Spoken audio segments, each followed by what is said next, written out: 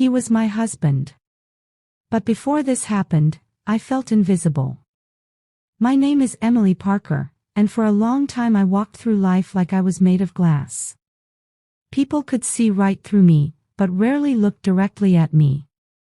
At work, I was the dependable one, the quiet one who always finished her tasks but never drew attention.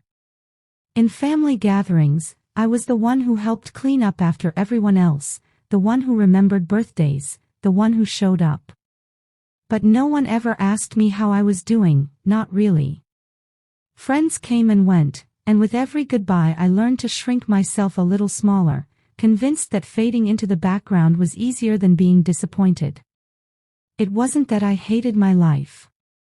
I had an apartment on the edge of town, a steady if uninspiring job at a publishing office, and enough routine to keep my days moving. But there was a hollowness, a quiet ache that settled in my chest at night when I lay in bed, staring at the ceiling. I wasn't sure if I wanted love as much as I wanted to be noticed, to be chosen, to be someone's first thought instead of their afterthought. That all began to change the day I met Daniel Miller. It was raining, the kind of steady late autumn rain that soaks through your clothes no matter how fast you run. I was hurrying out of the coffee shop near my office, fumbling with my umbrella that refused to open, when I bumped into him. Papers scattered, my half-finished latte tipped sideways, and I muttered an apology without even looking up.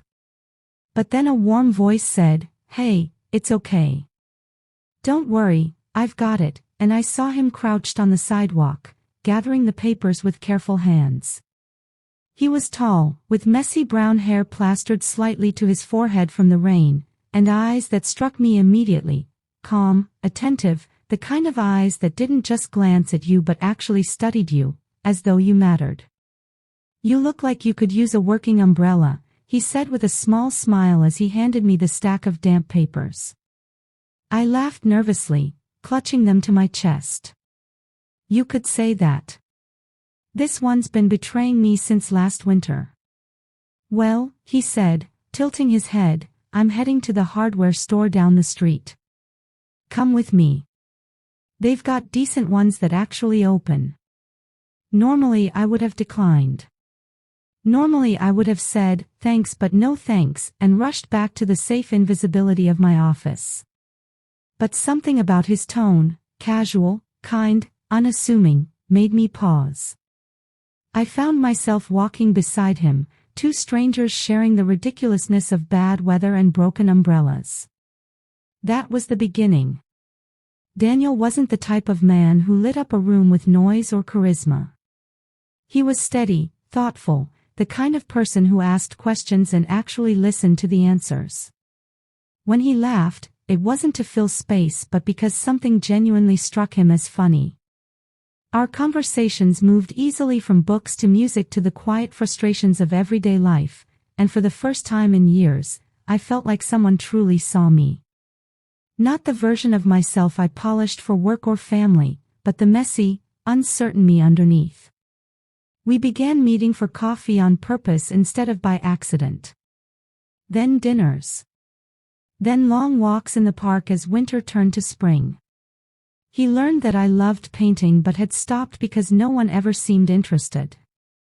He asked to see my work anyway.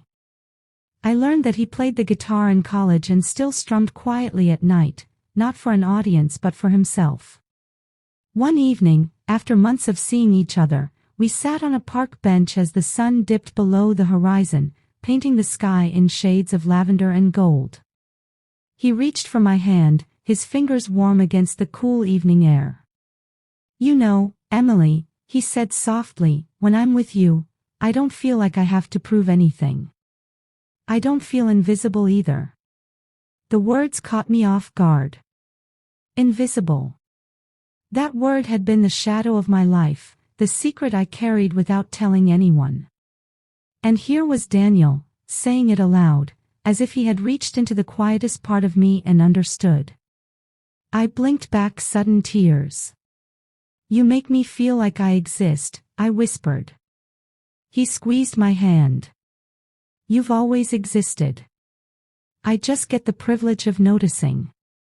That was the night I knew I was falling in love. Please like and subscribe my channel for more romantic videos.